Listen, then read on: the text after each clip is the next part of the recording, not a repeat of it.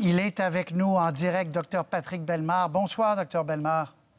Bonsoir, M. Roy. Quand vous dites on y arrive très bien, est-ce à dire que la plupart des gens donc, qui passent par Sacré-Cœur, il y en a quoi, une centaine de patients alités actuellement, là? Il y en a un peu plus d'une centaine. Dans mon environnement de travail, les soins critiques, on a un peu plus d'une vingtaine de patients. Bon, la plupart s'en sortent. Oui. Évidemment, il y a une question de comorbidité là-dedans. Les patients qui sont passés aux soins intensifs, certains ne survivront pas leur séjour. Mais pour la plupart des cas qu'on a vus à date, c'est des gens qui étaient porteurs de comorbidité importantes, qui avaient d'autres problèmes de santé très importants. Puis très souvent, ça finit très bien malgré le fait que les gens deviennent extrêmement malades. Bon.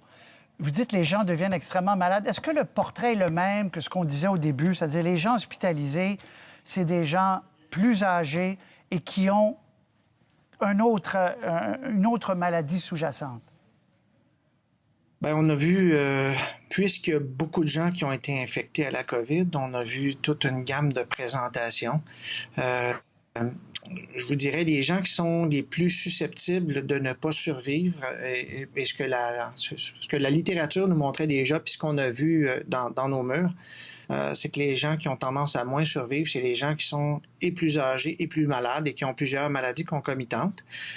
Maintenant, les gens qui sont hospitalisés, on a vu dans toutes les braquettes d'âge. Je vous dirais que entre 30 et 65 ans, on a beaucoup de patients. Certains de ces patients-là deviennent très malades, mais récupèrent. OK, c'est ça. Donc, c'est la morbidité là, qui va beaucoup dépendre de s'il y a une autre maladie sous-jacente, mais quelqu'un, même d'assez relativement en forme, peut se retrouver avec ce virus-là à l'hôpital.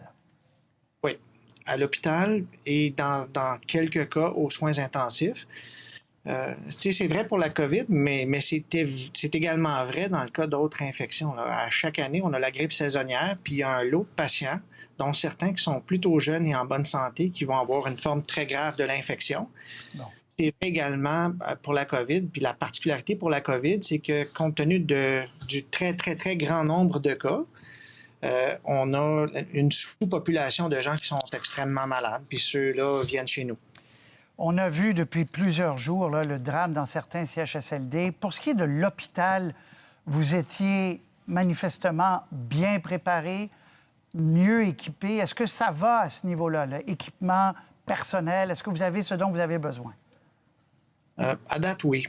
En même temps, il faut comprendre que notre effort pour se préparer, là, il y a eu un travail d'équipe absolument phénoménal à l'interne. Puis des fois, ce type de reportage-là nous montre pas combien tout le monde s'est investi, mais vraiment tout le monde.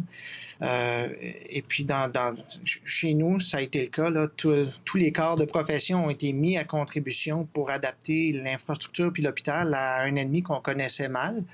À plusieurs égards, on était mieux équipés que les partenaires dans les centres de longue durée puis dans les CHSLD.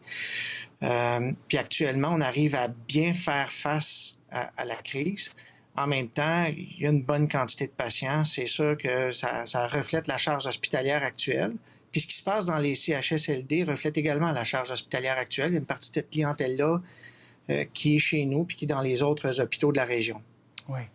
Patrick Bellemare, Dr Bellemare, vous vous demandiez si vous alliez être à la hauteur. En tout cas, ce qui est clair avec ce qu'on voit, c'est que la réponse est un oui net et retentissant. Merci de ce que vous faites et à la prochaine. Merci à vous, puis merci à la population. Heureusement, très heureusement, la population québécoise a été au rendez-vous, puis s'est prêtée à une discipline inédite, puis c'est ça qui fait la différence. Merci, Dr Bellemare. À la prochaine. Au revoir.